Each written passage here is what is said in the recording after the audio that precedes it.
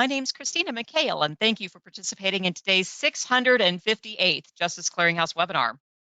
During today's webinar, Bob Troyer and Tom Brandon are here to share preserving and enhancing your violent crime reduction program in an era of defunding. Law enforcement personnel must now embrace the new era that we entered earlier this summer. The communities we serve are demanding we prove our value to them or lose our funding. For the many reasons presented in this webinar, intelligence-driven violent crime reduction programs grounded in NIBIN are the key to meeting these demands. They are the key to reestablishing what it means to serve our communities with honor and distinction, to restore peace, to rebuild trust, and to bring justice. They are the key to proving law enforcement can and will cost-effectively make people's lives safer with minimal intrusion by using neutral, forensic-led intelligence to efficiently remove the most violent from their streets. During today's webinar, we'll talk about the core components necessary for an effective violent crime reduction strategy. And finally, we'll talk about the evidence and arguments to justify continued funding for these essential restorative strategies. Our speakers today are Bob Troyer and Tom Brandon. Bob Troyer was the U.S. Attorney in Colorado from 2016 to 2018. He was the first assistant U.S. Attorney for 6 years before that, and in the early 2000s, he was a line criminal prosecutor in that office's drug and violent crime units. While U.S. Attorney, Bob received the PSN Outstanding Contribution Award from the U.S. Attorney General for his years of pioneering work developing and deploying a highly successful NIBIN-based violent crime reduction strategy in Colorado. Tom Brandon is the Director of North American Sales and Intelligence Strategy at Ultra Electronics Forensic Technology. He retired from the Bureau of Alcohol, Tobacco, Firearms, and Explosives in 2019. He served just over 30 years as an ATF special agent, holding federal law enforcement positions such as street agent, supervisor, manager, and executive. In October of 2011, he was appointed deputy director and appointed acting director in 2015 and held that position until he retired. And I do want to take a moment to thank our friends and partners for helping with today's webinar. Today's webinar is sponsored by Ultra Electronics Forensic Technology. Ultra is a leader in forensic analysis, providing innovative and effective solutions like its unique technology, IBIS. We truly appreciate working with organizations like Ultra who are so committed to enhancing and growing the profession. And now, briefly before we begin, I'd like to share with you some information about the Justice Clearinghouse. The Justice Clearinghouse is the only peer-to-peer educational program for justice professionals that emphasizes the multidisciplinary nature of an effective justice system. Through our year-round virtual conference, our audience and subscribers begin to develop a comprehensive understanding of the justice system while breaking down its many misconceptions. While our events are free to attend live, our subscribers receive 24/7 access to over 600 recorded webinars and are eligible to receive certificates of attendance that can be used when seeking continuing education credits. So if you're not presently a subscriber, I would invite you to join today and support our work. And the last thing I want to address with everybody are some basic housekeeping items. First, this event is being recorded, and the formal presentation is scheduled to last about 60 minutes and will be available to subscribers on the Justice Clearinghouse website later today. Second, this is a listen-only event, but you can type as many questions as you have in the GoToWebinar toolbar. We'll take as many of your questions as possible at the end of the webinar. Next, if you do experience audio issues during your webinar today, such as the audio cutting in and out intermittently, consider dialing in using the phone number that was included in your email invite. After you dial in, when the system asks you for a PIN, you can simply bypass that by hitting the pound key. Also, we do have several polling questions during our webinar today, so just by way of a trial run, I'd like to ask the first question. We're doing some planning here at Justice Clearinghouse, and we'd like your input. Which of the following topics are you most interested in for future webinar topics? Your options are crisis and emergency response, problem solving, intelligence, data, and analytics, leadership and organizational culture, or community partnerships. And yes, I know they're all important. We all love them all. But if you had to pick one, which one is the most important? We'll give you all just another second or two to get your votes in. We really do appreciate you guys doing this. Oh, and by the way, in case you're having problems voting, don't forget to exit out of full screen mode.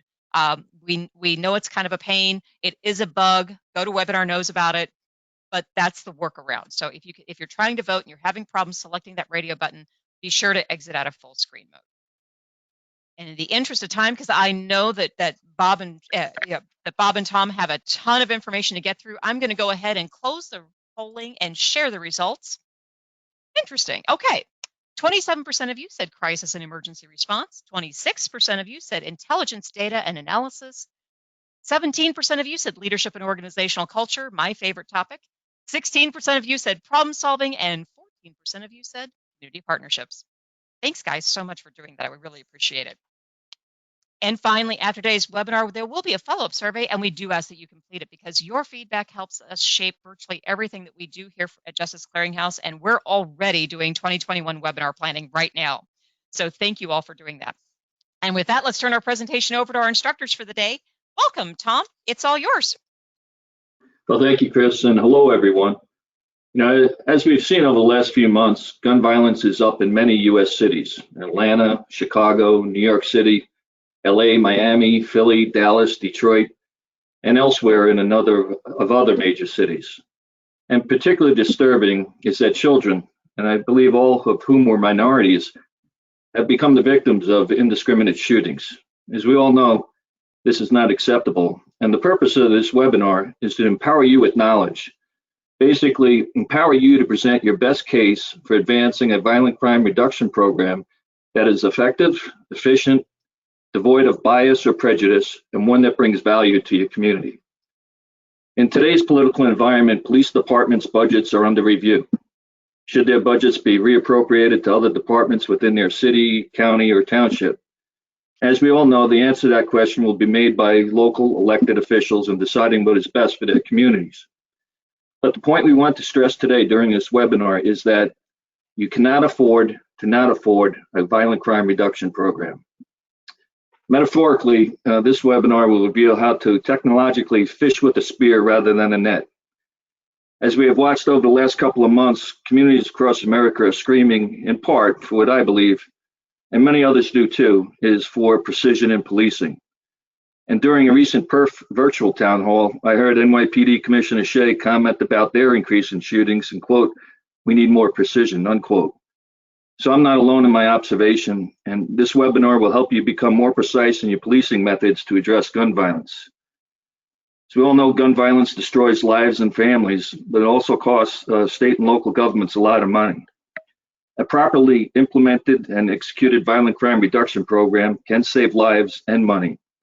And if you look at the figures from the National Institute for Criminal Justice Reform, like a homicide in Detroit is costing 1.6 million.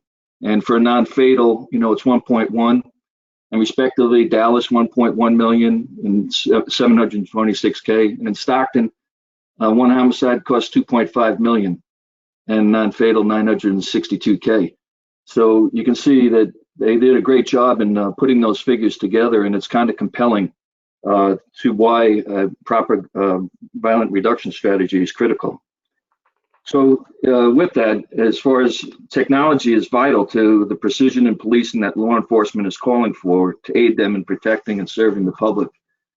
And I have a friend, Pete Gagliardi, maybe on the line or on the webinar, who is an expert on perfecting strategies to reduce gun violence. And Pete has many sayings, but he said one to me last month that I figured I'd share with you. And said, "Tom, combating gun crime is like breathing. When you stop, you die."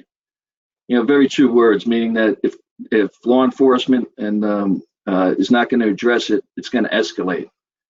So now I'll turn it over to former U.S. Attorney Bob Troyer, who will lay out his case for why you cannot afford to not afford a violent crime reduction problem. It's all yours, Bob. Thanks, Tom. Welcome, everybody. And now, of course, the minute you said that, Tom, the PowerPoint screens are not moving. So, Chris, maybe we can figure out a way to work on that. Can you click on the title slide and maybe try to? There you go. Okay, well, that's a good start. Okay, well, look. So we got past that. There are going to be no other issues. Thanks, Chris. Thanks, Tom. great to be here and great to see so many people from so many different backgrounds, such a diverse group of folks and professions represented. I am a deep believer in everything that Tom said, having seen it play out for 8 years in top leadership positions in the U.S. Attorney's Office in Colorado. And so I'm very happy to be here to talk about this stuff. We're all very well aware of what's going on in our country right now. We're in a situation that's unusual, certainly in my lifetime, where there's an urgency to defund policing that is also clashing with an urgency to stop violent gun crime. I found this first quote you'll see on this slide from a mayor I won't name in the United States to be a riveting illustration of that. The police need to solve these shootings because they're distracting us from defunding the police. This is a clash, this is a tension that we have to grapple with. I agree with Tom, I think, and Pete, policing will change as a result of this challenge and this conflict right now. But the policing that survives will be core, precise policing work. Policing done forensically, using and collecting data to prove that it works. And policing relying on directly and more than ever, relying on and involving government and non-government partners from other areas that are essential, many areas represented here today. Partners playing their roles with increased transparency and partnership with the police, probation, parole, victim assistance, juvenile justice, behavioral health, public health generally, child welfare, social services. That kind of policing and partnership is exactly what forensic intelligent crime prevention is. It's exactly what we're talking about today. It's a strategy that's perfect for this moment in history. It's the perfect time, it's the perfect opportunity to strengthen policing in response to this stress, this opportunity to get even stronger. So, we're doing this again here. Let's see.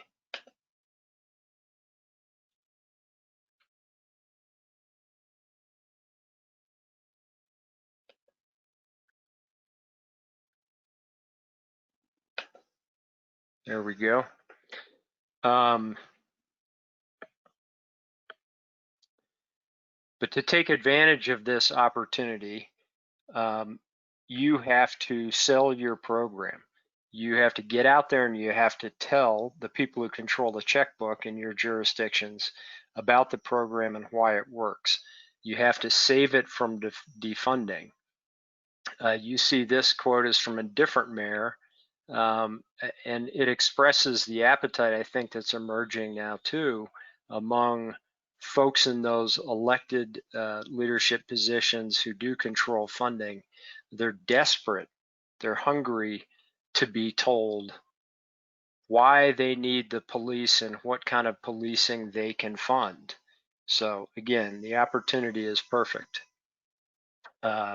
So this webinar is very simply about just that. It's just about how you sell your forensic intelligence crime prevention program, how you save it from defunding by getting the folks who control the checkbook on board. There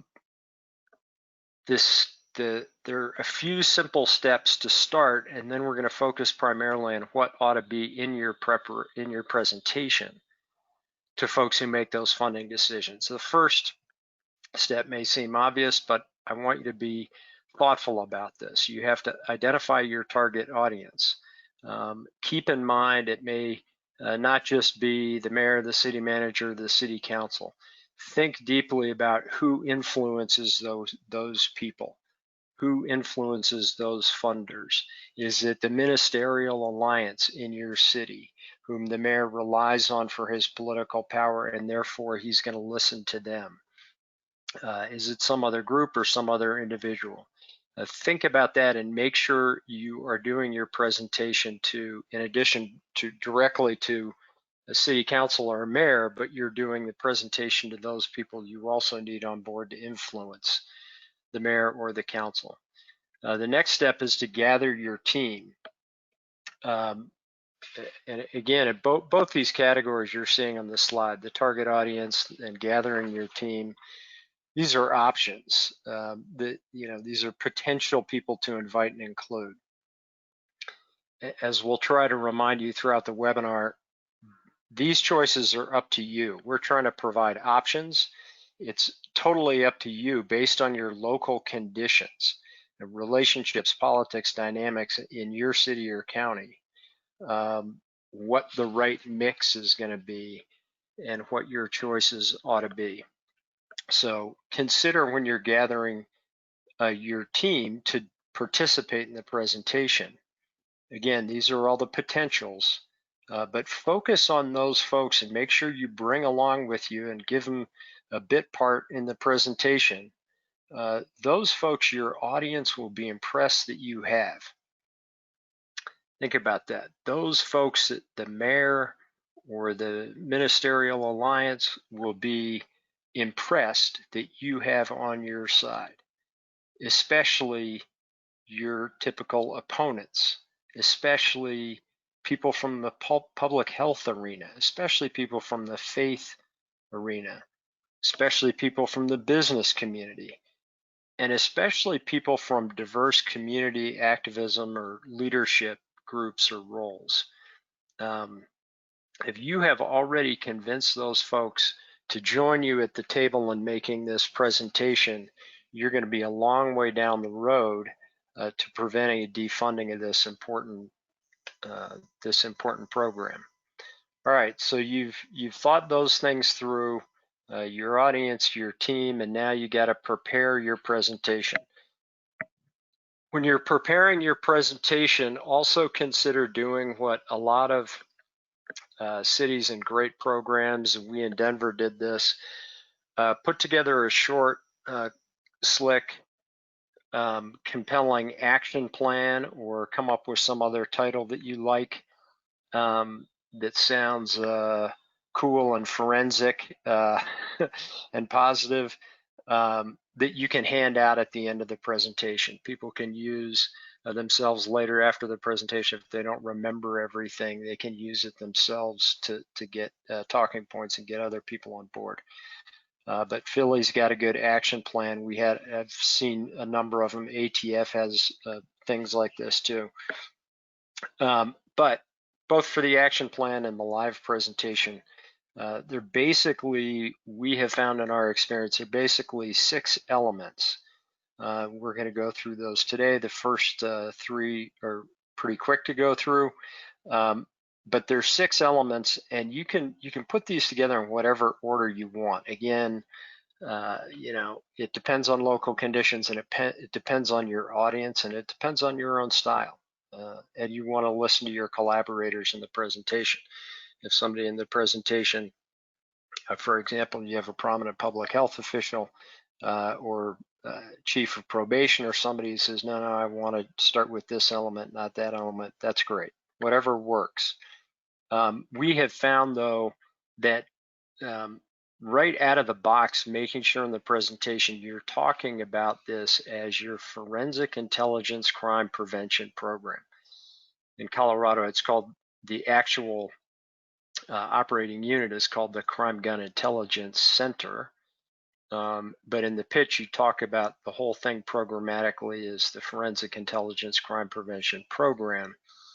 And you want to emphasize that what this program does is tell you and tell leaders, tell elected officials, gives them the knowledge to know the who, the where, and the why of violent crime in your city so they can reduce it and prevent it.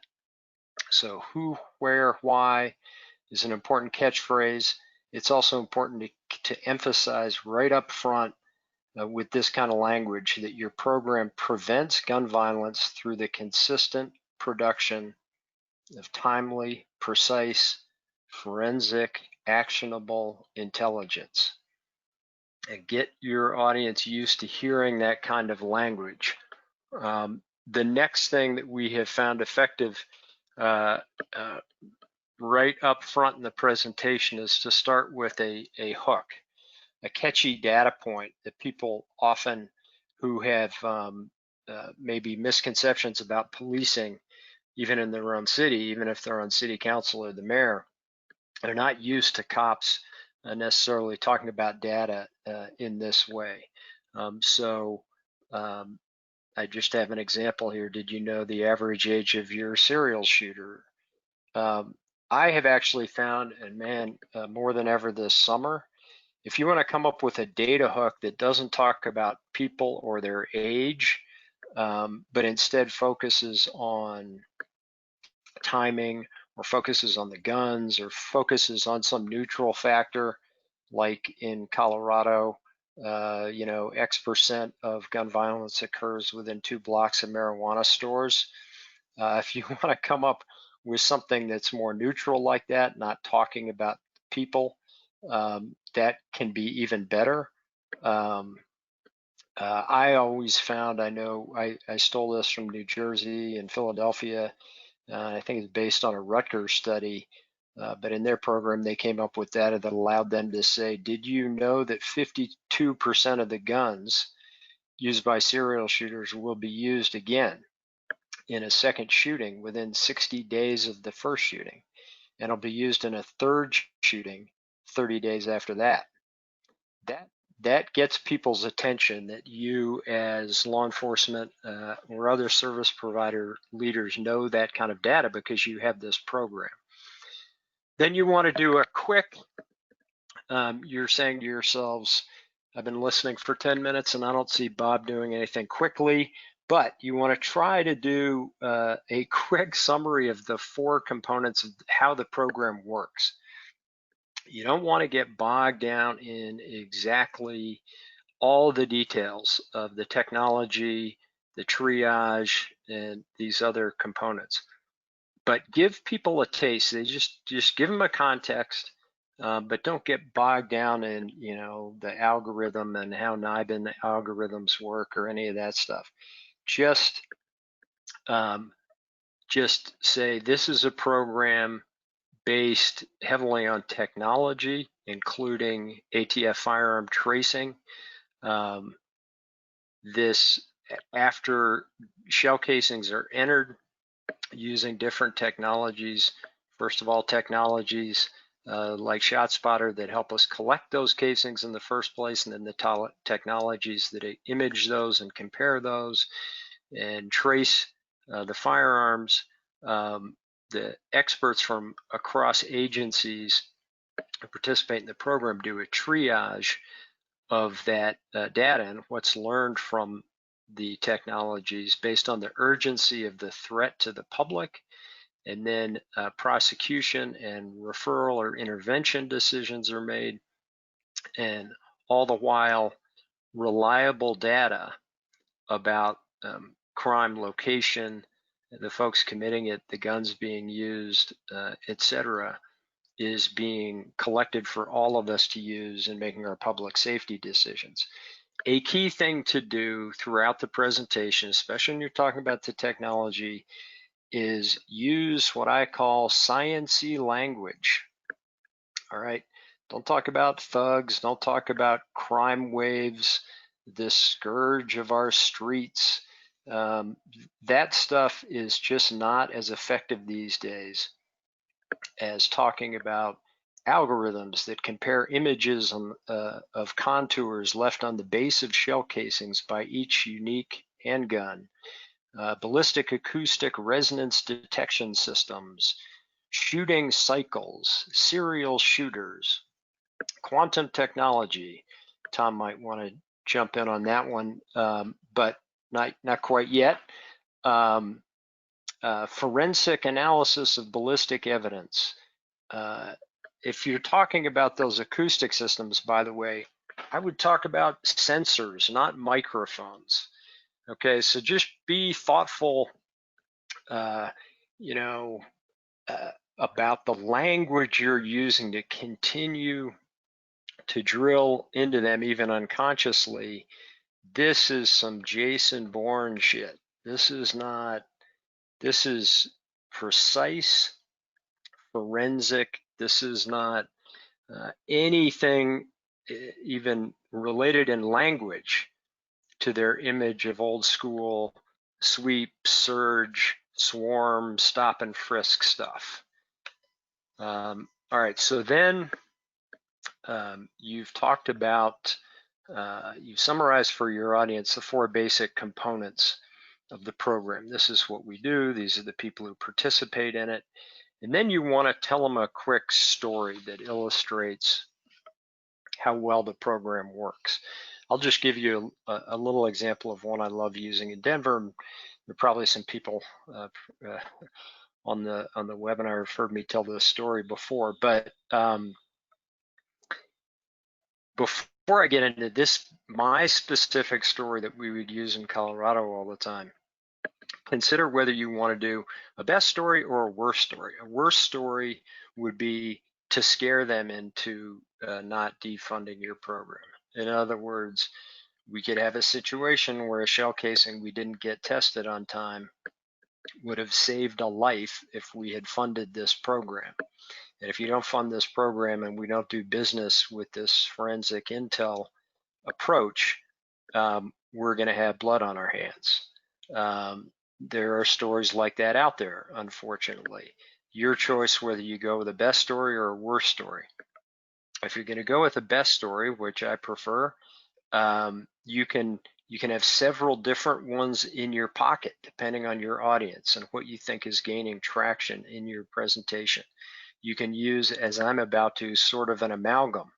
You can have an actual defendant like the guy I'm going to talk about in a minute, David Scott.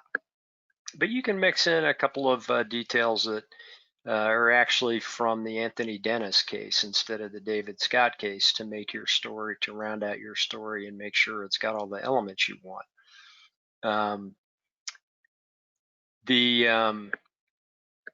The elements you see here on the screen are the things, I just put those on this slide. So you'll be thinking when you're picking one of the stories from your jurisdiction, a success story from your program, you'll be looking for these elements. These are the things you want to highlight through the story. And there are certain basic story types you should think about too. Am I going to want to tell a story that's about a shooter who starts off shooting at stop sign, then shoots into a structure, then shoots into an occupied structure, but we caught him and stopped him before he escalated to the next step, which is murdering somebody? Do I want to tell a story that emphasizes intervention and the use of our soft handoff partnerships with other folks who contribute to the program, social service, public health, etc., NGO folks? Do I want to tell a story that emphasizes how minimal the intrusion into the neighborhood was when we solved this particular crime? Do I want to emphasize a story that talks about a specific part of the story or the city where there was a park or a light rail station or a school where crime had spiked and we stopped it? So select a story carefully. And just to give you an example, I'll just run through quickly what I would say to City Council or the mayor and other folks in community groups here when I was U.S. Attorney. So here goes. We all remember in Denver the wave of 20 shootings in March of 2015. 20 shootings, 5 of them murders, 5 people dead. When this started and the shooting cycle started to bloom in the first week of March, our Crime Gun Intelligence Center, acting on our Forensic Intelligence Crime Prevention Program goals, urgently collected and examined shell casings from all these shootings. Detectives involved in follow-up and triaging furiously went about doing their interviewing and their other work. But it became clear very quickly whoever was doing the majority of this shooting was someone the police hadn't known about before, and people were very scared of because the witnesses were not talking. No one was talking, and we were unlucky. We weren't finding any video, license plates, leads, witnesses.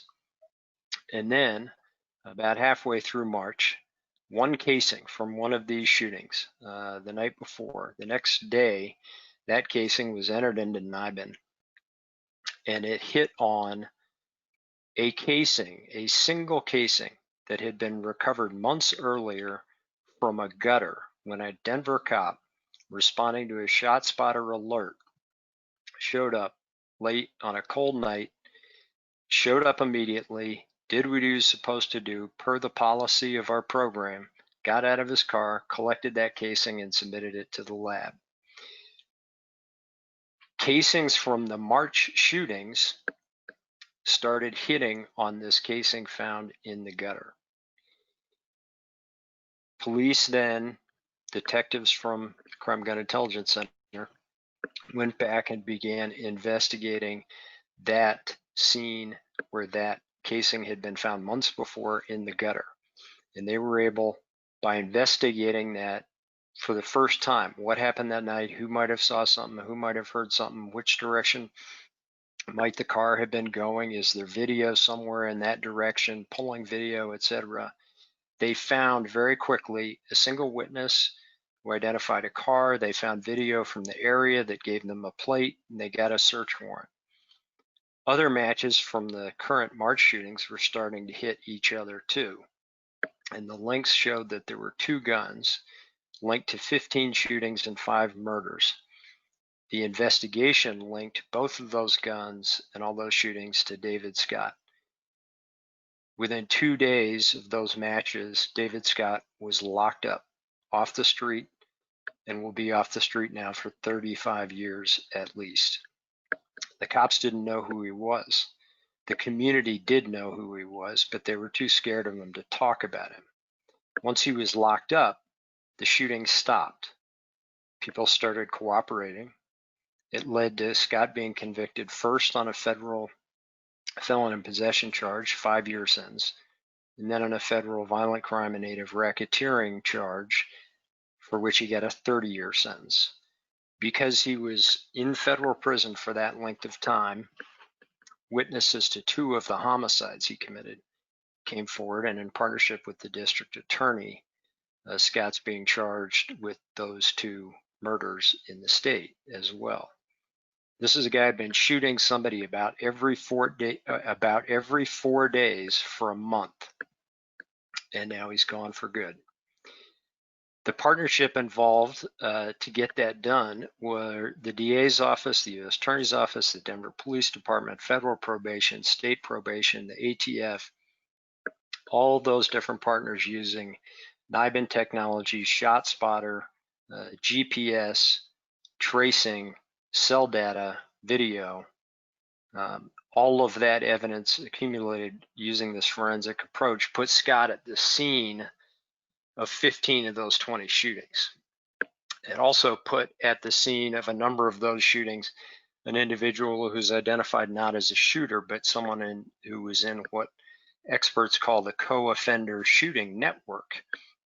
An innocent guy, though, who was feeling increased pressure himself to pick up a gun and start shooting back because he'd been so close to being shot himself during that month. And the Crime Gun Intelligence Center, in its partnership with various entities, did a warm handoff of this guy for their intervention and support, and he was able to stay. He was able to be moved out of the area and given security in terms of housing, and ultimately placed in community college. There were no surges, there were no sweeps, there was no stop and frisk, there was no swarm. There's a guy who's been shooting somebody every 4 days, and he's gone from the community for good. And to cap it off, I was working on a Saturday as U.S. Attorney after we had arrested Scott, and got a call, which is extremely unusual, from an old gentleman who lived in the neighborhood, had his whole life lived in the neighborhood where many of the shootings were happening, who called me and said, I'm not going to give you my name, but here's where I live. And I just wanted to tell you, I watched carefully how you guys handled this. You got the right guy. We didn't even notice. You got to him fast. He's gone. And now I'm going to tell you where he got his guns. And that led to further investigation and a gun source prosecution down the road. So that's the kind of story you want to tell. Then in your presentation, you want to jump. You've got people, I hope, interested and impressed with your David Scott story. And then you want to say, it's not just David Scott. Here's a little summary of the other results we've gotten throughout the life of this program. We've convicted 115 serial shooters linked to over 400 shootings. We have 25 potential shooters like the kid I just mentioned in the David Scott case who've been pulled out of that co-offender network and referred successfully for intervention and services. We've recovered 350 guns that, per the Rutgers study, would have been used in a second or third shooting. We've had X number of more witness interviews and X fewer complaints from the community. There's some other stats. Again, this is totally up to you, and it depends how well your research partners and your other partners in your program are managing their data. But we have some fun stats in Denver, like 78% of the serial shootings occur near a gas station, a car wash, a liquor store, or a light rail hub. Here's a stat, not from my time, but recently that I just read. In 2020, Denver has solved over 70% of its homicides, which is a little more than 10% over the historic national average for case clearance on homicides. We had 8 gun source prosecutions. We found that 86% of our serial shooters do not have the typical felony records. Instead, they have 86% of them have at least one juvenile conviction for what I would call a bold property crime, a trespass, carjacking type of crime. So you want to hit them with those results, and then we get to the sort of the end, but a big substantive part of the presentation, right? You've explained the program, you've told them why it matters, you've given them some catchy data, you've given them a good story, you've told them, you've proven to them you've gotten results from it in the past. Now you want to really get into benefits that may be not apparent on the surface. So what we have here are 4 slides that have a total of 29 benefits, okay? So I'm not saying that you need to go and hit every single one of these. This is an a la carte deal. This is like a Cheesecake Factory menu. Don't try to eat all of it. Pick the few things that look good to you given your audience and given your problems in your city. Some of these things are suggested phrases or sayings. Some of these things are specific ideas. Like I said, there are 29 of them, too many for us to focus on all of them in the remaining 20 minutes of the webinar. But Tom already touched on, and Tom, if you want to jump in again on this, go ahead. The second bullet here, the surgical precision, unlike wide net tactics. This is a very important point. Now, Bob, I think you mentioned it. I mean, that's the beauty of the technology. There's not an implicit bias to it. And just like the officer in the Scott case that picked up the casing at nighttime, he didn't know if the person was male, female, white, black, or brown. And that, you let the evidence lead to the people that are doing the shootings. And I think the bottom bullet about restoring trust is particularly important during today's times. This technology, when it's used correctly and collaboratively, and the other technologies, it restores trust with the community, because it's not going in with a net, so to speak, and ticking people off in the neighborhood who live there and trying to, or are victims themselves. It has precision to it.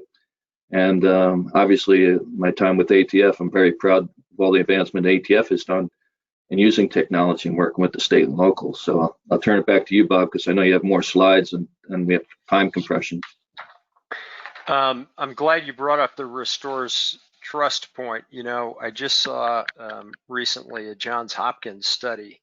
And one of the top findings of this long-term, very carefully researched study was that diverse communities most affected in your cities by crime, they associate data transparency with trust. They associate forensic policing that, to use the Camden Chief's language, invites the police into their neighborhood only when there's a shooting.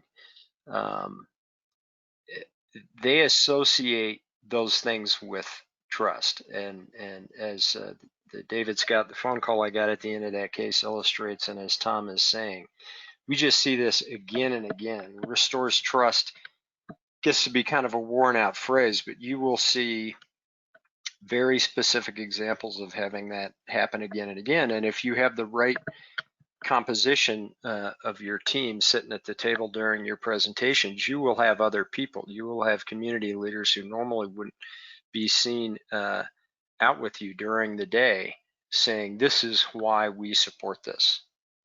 The data transparency, the lack of intrusiveness, the lack of militaristic presence, and the precision having the precision of removing a David Scott having a tangible effect on a specific park or a schoolyard is what restores that trust. I mentioned it before. I included it up here as the third bullet. We only show up when the shell casing invites us. You may not like that. I love that. It's kind of a stolen from the Camden Chief, and I added shell casing in there. But that's one way to think about this. Do your thing, live your lives. But when our ballistic acoustic resonance detection system that tells us there's a shell casing in a gutter, we're invited in to pick that thing up and try and find that shooter for you.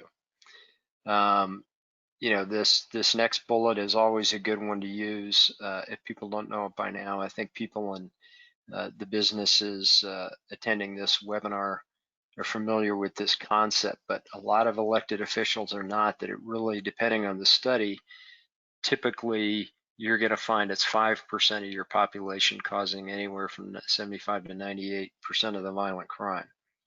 As Tom said, it's not based on race or place. It's forensic. So you've got these kind of benefits you can throw out there and you can talk about. On the next page, one extremely important one, I hope, for elected officials is this. I think an appetite among a lot of elected officials now, we're seeing the pendulum swing in this direction a little bit in Denver now, that elected officials want to have your back. They want to have the back of police, but they want to do it in a way that doesn't cost them their job. And they want police morale restored. One of the things we do in our Crime Gun Intelligence Center here is it is a specific written part of the protocol that when you solve a case like David Scott, somebody like the ATF SAC or the chief of police picks up the phone and calls that officer, got out of his car that January night and took out his flashlight and his metal detector and found that damn shell casing in that gutter.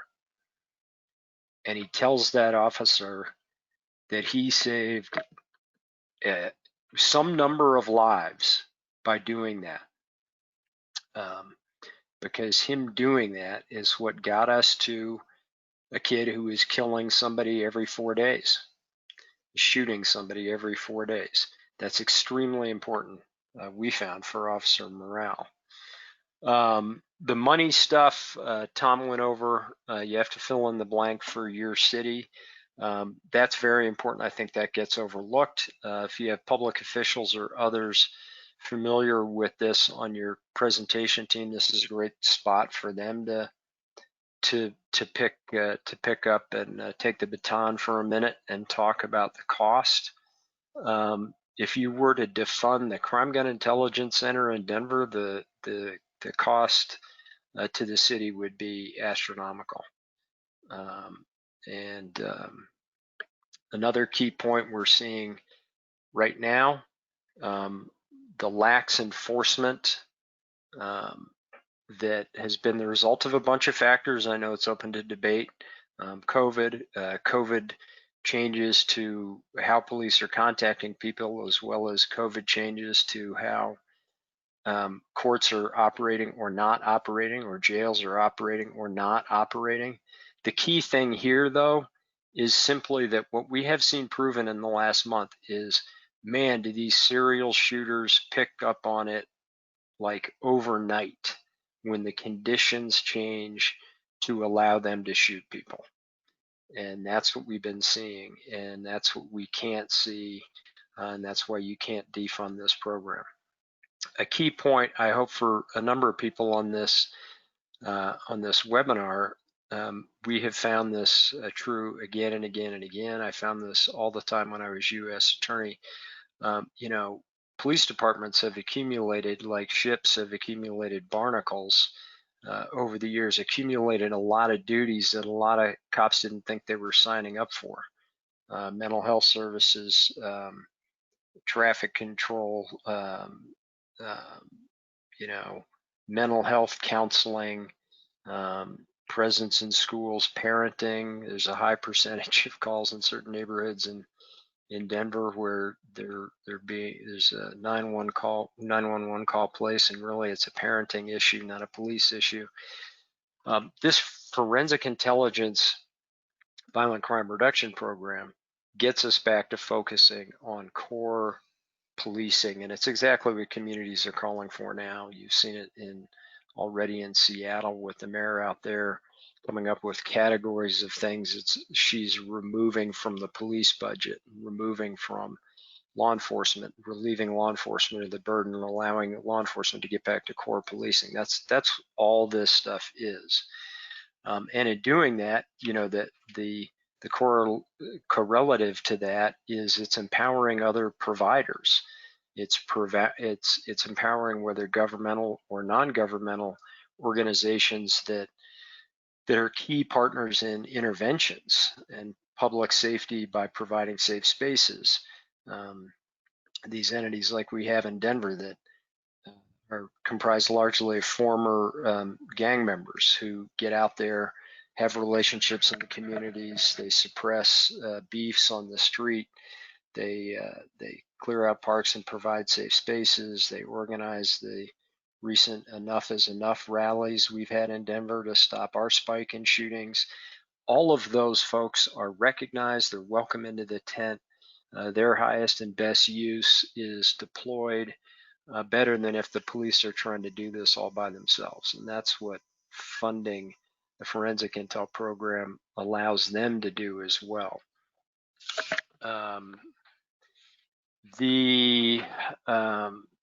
we talked a little bit about transparency and accountability and involving the community. A lot of these programs or crime gun intelligence centers will have an executive board. We found it extremely valuable to give community folks seats on the board, or hold, you're not going to do it that way, hold separate special meetings and invite people and show them what you do. Invite them in, be transparent, show them what you're doing. People get very excited about this, as I have, and as they should. And again, we've seen from the Hopkins study how much is gained in terms of community trust when you're transparent, like you can be with this system. You're not just inviting them out for a safe summer hot dog. You're showing them you're not showing them facts about a matter under investigation, but you're showing them statistics. You're showing them how you can show them how these machines operate in your lab. You can prove to them very tangibly, and they can spread the word in the community that, oh, you know what, these guys actually know what they do. This is unbelievable professional, scientific-based policing that's going on in this city. A key factor for these funders, right buried in the middle of this slide, is the gun or the shell casings that's sitting on an evidence shelf or sitting on a lab shelf that is a liability that the city cannot afford. This is something that, Tom, do you want to jump in on this? This is I know you have some thoughts on this. And there's a kind of a you know, related experience that a lot of people are familiar with sex assault kits that went untested for years, but it's the same concept with shell casings. Right. I mean, I'm sure most people know about DNA, with rape kits and sitting on shelves, and no justice was delivered, and now that's become a priority. And it's the same thing with shell casings. It's you put there, it's a liability, and it's something that law enforcement administrators have to manage. But the one thing is having a comprehensive collection plan, and expeditiously getting that evidence into the NIBIN system is going to save lives. And, you don't want to be caught short not doing it. Yeah, and it can be a tricky topic depending on your audience. So you want to get their attention, but you don't want them to be so shocked that they shut down. But the reality is, when I was on the National NIBIN Governing Board, when I was U.S. Attorney, unfortunately, we would hear stories from jurisdictions where they had casings that they might even be a partner in their crime gun intelligence center, and they're supposed to have brought all their casings in within 24 hours. And somebody dropped the ball, or there was a flaw in the system, or a dispute between the two chiefs involved in the whatever petty reason, something didn't get tested for 2 weeks, and when it did get tested, the links revealed to everyone, if this thing had been tested 2 weeks ago, these two kids wouldn't have gotten shot last week. We could have got this guy off the street 2 weeks ago. But the word liability is a good, safe way to get their attention and get them thinking about their pocketbook if they don't fund a program like this that's forensically based.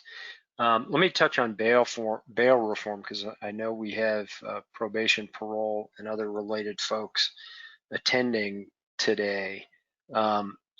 The bail reform debate is another one of those debates that I've noticed recently. Everybody wants to say it's this binary thing. There's either no one goes in jail, stays in jail pending trial, everybody gets out, or everybody stays in. And it's not going to be solved if we keep looking at it as a binary thing.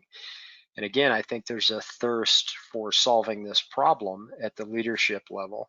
And if you can propose to leaders, hey, look, at least with this technology, you can at least consider an innovative solution that both sides would be happy with.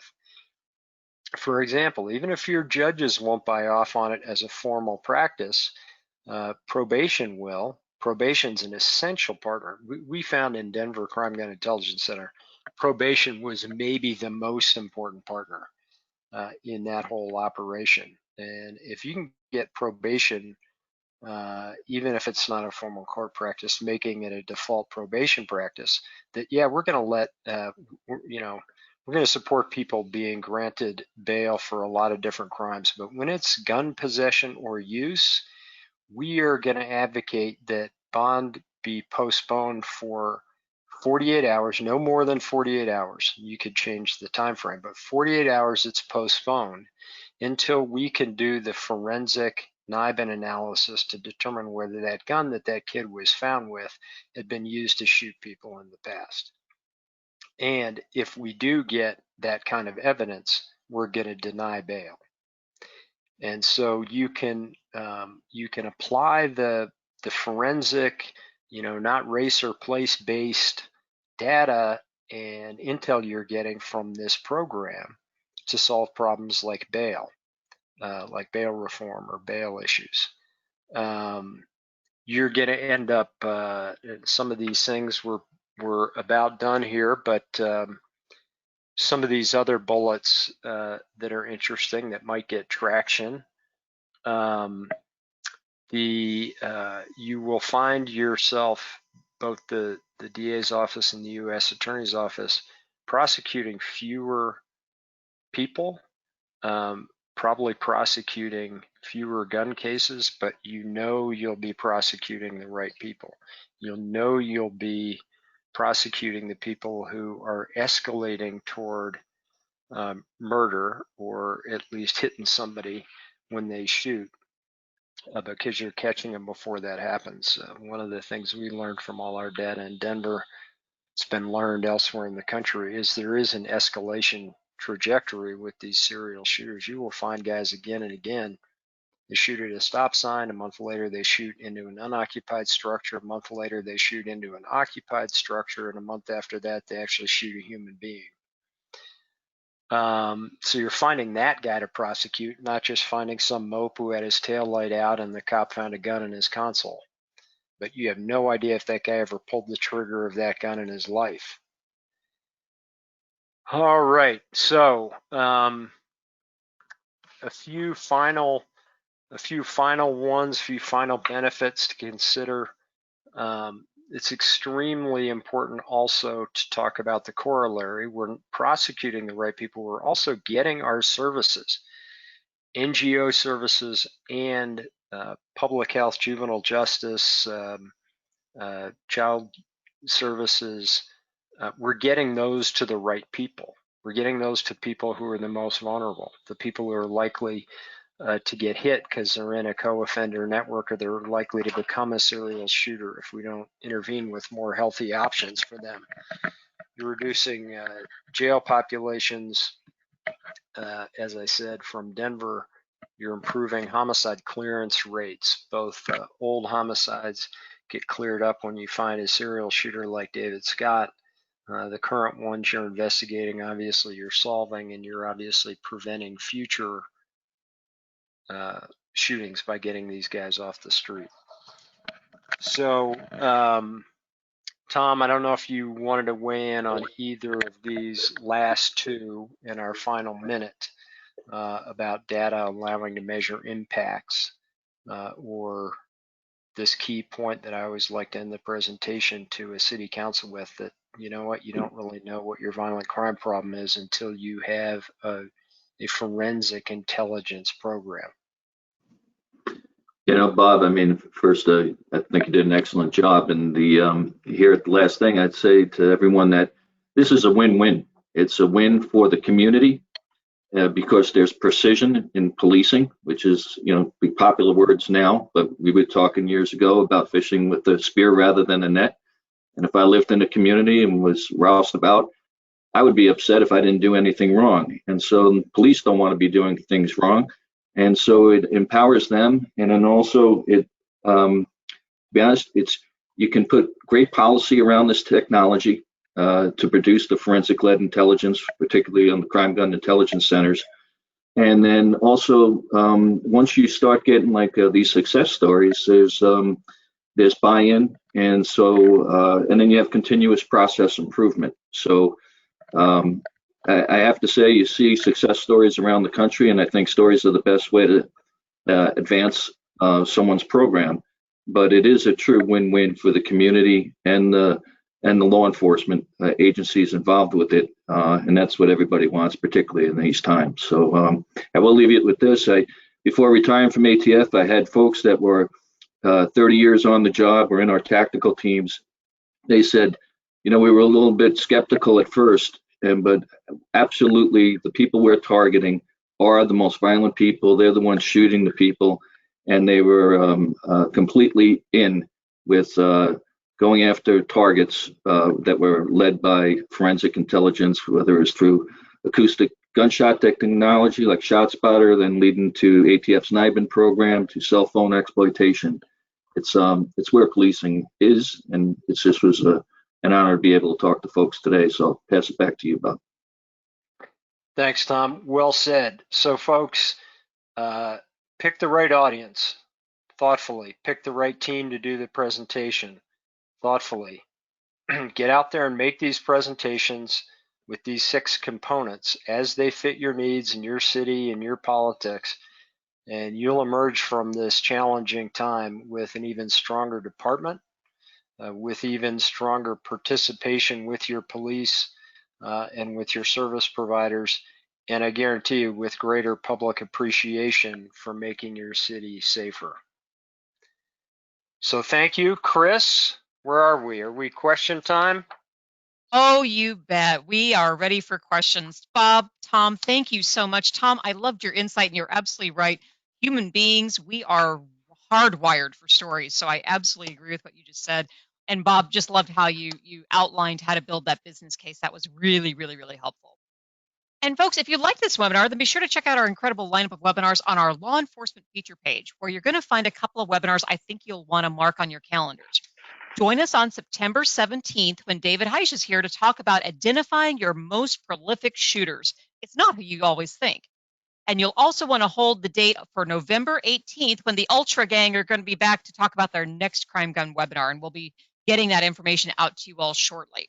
So if either of those topics are of interest to you or your agency, all you need to do is go to the justiceclearinghouse.com website, go to the navigation button across the top of the page called Featured, and then drop down to Law Enforcement. There you're going to find an incredible array of webinars that are scheduled for you throughout 2020. And yeah, we're already into 2021. So check those out. Take some time. We'd love to have you join us. We do have a number of questions from our audience today. So just in case we don't get to your particular question, Bob, I'm going to have you click forward to your next slide because I think you have a slide there with contact information. There we go. If we don't get to your particular question today, jot down our speakers' emails and reach out to them. I'm sure they can get back to you and answer more specific questions about your particular jurisdiction. So don't hesitate to do that. Tom, Bob, we've got a number of questions if you're ready. Yes. Awesome. Okay, first question. Adam asked, how can the academic and research community assist law enforcement in working towards achieving some of the goals you talked about today? Oh my God, academic and research community is hugely important. All these data, all these stats I'm talking about here, you think guys like me came up with that shit? No. That is having a research partner, whether you're doing it based on a grant or other funding, having a research partner from whatever it is, a local university that will have some program and will have researchers and grad students interested in the data about shootings and about criminal behavior that these programs generate, and they love kind of having their way with that data. The key thing, what you can do to help is if you don't have this going, or your institution doesn't have a relationship with law enforcement, you could even talk to your university police department and have them make the introduction of the right people in a police department. You could call the U.S. Attorney's Office, the DA's office, and express your interest in getting involved as a research partner. I will tell you that you may have to be aggressive, not so much in getting included on the team, but knowing what's expected of you. We found in Denver initially, we made some mistakes, honestly, not directing the research partner sufficiently, and not including the research partner enough in exactly what we're learning and what we could do with what we're learning, to get that research partner, not just doing what they're interested in doing from a criminology standpoint and a research perspective, but generating data that helped refine the Crime Gun Intelligence Center approach, change tactics, adapt to the data that was giving us the knowledge. And so if you just go in and you're gonna go into a place like that and they're gonna say, we have this many hits and this many shot spotter alerts and this many calls and this many arrests and this many convictions and these many people and here's how old they are. You have to be constantly working, well, what do we want to learn from this? Because just an accumulation of that stuff doesn't end up being helpful. What ends up being helpful is, hey, can you break this down to show me how soon after a gun that's been like the 40 cal Taurus that David Scott was killing people with, how much time between discharges based on the shell casings we've recovered, and how did that escalate over time? And how about geographic distance? How far apart are the shootings progressively over time? We'd like to know that for a law enforcement purpose. So look at the data with that in mind. So you have to have that kind of collaboration, but man, you really cannot do this without a research partner, in my view. Outstanding. Thank you so much for that. I'm going to piggyback on that with our next question. Some agencies use a risk-based approach, such as risk terrain modeling, to do the analysis and try to prevent crimes. What's your take on this? Tom, what's your take on risk terrain modeling? Well, and one thing sounds is, like an academic person. well, I'll be honest, I'm unfamiliar with the term. Probably not the concept, but at least the terminology. So I'll turn it back to you, Bob, if you're familiar with it. I'm familiar with it. Not being, I'm familiar with it just based on experience out here with one department, and my familiarity with it was not positive because I don't think it was being used properly. So if used properly, I don't see why it wouldn't be a very valuable tool, both for the elected officials and for police departments. For example, if used properly, you could say, hey, look, the U.S. Attorney and the DA's office can't do anything about this, but we've noticed that there are 3 places that are, risky terrains around these liquor stores. The city municipal code or civil condemnation procedures brought by a city attorney's office is a way we can clean these things up much more effectively than me chasing around after somebody like David Scott. So how about we improve the lighting, or bring a condemnation action, to do whatever we can do. Sure. So I think the more knowledge, the better. The more data, the better. I think there's a valuable place for those things. And you know what? Seen it, yeah. Go ahead. No, I'm sorry. I didn't mean to step on you there. I'm so sorry. What I'll do, Go ahead. and for the audience member who asked this, I'm going to post a link to the resource page. We had a university professor out of Rutgers, out of their crime research center.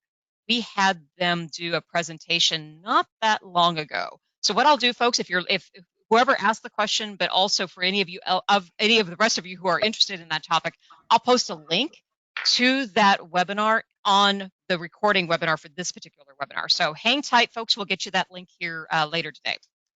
So great. Next question.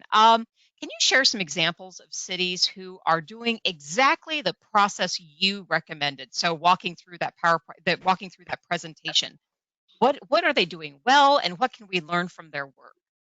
Hey, Bob, if you don't mind, I'll lead off on this and then hand it off to you, because when I was in ATF and with my team, we looked for where things were going well, and it was in Denver. And we had within ATF the people in the Crime Gun Intelligence Center, and people with Bob, and also the Denver PD and their lab and so forth.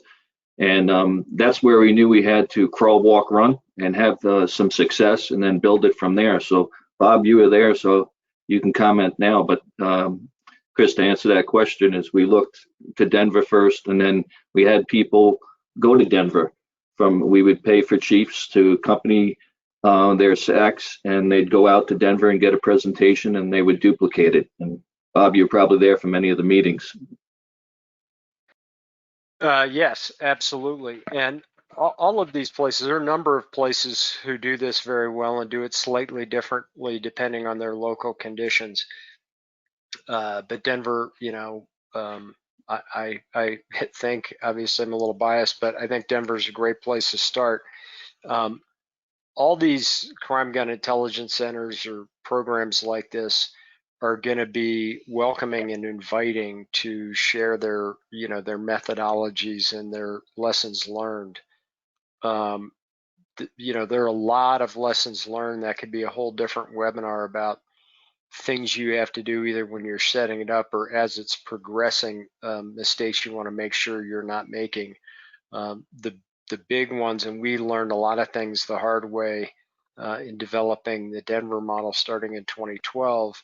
It takes time to learn these things, but you absolutely are not going to succeed if you don't get all the casings from your given area into the lab, one central lab for NIBIN entry very quickly. The whole thing's going to fall apart if you have any restriction on timely delivery and entry of those shell casings. If you have any barriers in place that prevent that, you're not going to go anywhere, and your data is not going to be reliable, and you're not going to be able to put together these links. But there are a number of things like that that are easy to fix. If you come out and see a place like Denver or Philly, you can get New Jersey State Police. New Jersey State Police, phenomenal. Especially after Ray Gadetti left, it really turned around. I'm just kidding, Ray. I think you're on the line. And then Bob Tracy, Wilmington, Delaware. Yep. Let's see. They're at Houston now. Again, Artis Savito and teaming up with Fred Milanowski down there as the SAC for ATF. So I would say reach out to ATF and where they have the current intel and where they're doing it to answer that question. Fantastic. Thank you. We have two questions I think are going to go fairly quickly. They're asking for some source information. Tom, you referenced a bunch of statistics in your intro. And I think you said it was from the National Institute of Criminal Justice, I can't remember, what was the website that you sourced all of those great statistics from? Sure, it was the National Institute for Criminal Justice Reform. And that's the name I was looking for. Yeah, and I had a coworker that informally passed it to a few, here's the vital thing of professors and research, but they took a glance at it and they thought that, that the way they came up with their numbers was credible. They didn't do a deep dive, but they were nice enough to give us their time. So I do think it's compelling. Yeah. Fantastic. Folks, I'll put a link to that page that Tom just referenced. I'll put that on the course recording page for this webinar as well. So be looking for that here shortly. Bill and James asked, both of you referenced this quote about data transparency is associated with trust, and we caught part of it. It's a Johns Hopkins study, but can you be more specific or share with us the link where that really great quote comes from? I think Bob, you said it, but we can make sure we can make sure we get it to you. It's a recent Johns Hopkins study, and right up front in the section on their 10 major findings is nice. Where they make that statement. That yes, please, that would be great. That would be fantastic if we could get that from you guys. Several people really liked that quote that you shared, but they wanted to know where it came from. Fantastic. Last question of the day. Bob, can you explain the difference between a serial shooter and a mass shooter? Yeah. A mass shooter is, staging an event for whatever reason to kill as many people in one event as possible. Serial shooter is simply one of those few people out there, one of that might be 2-3% of your criminal population, who's not just carrying a gun around for just in case, who doesn't just have one because everyone on the street has one, but he pulls the trigger a lot. You know, Tom Brandon always calls these guys the trigger pullers. But you'll find your data will tell you, as it has across the country in places that have looked at this, it's a small percentage of the people who are willing, when someone disses them at the club in front of their girlfriend, they're willing to shoot somebody in the face for that.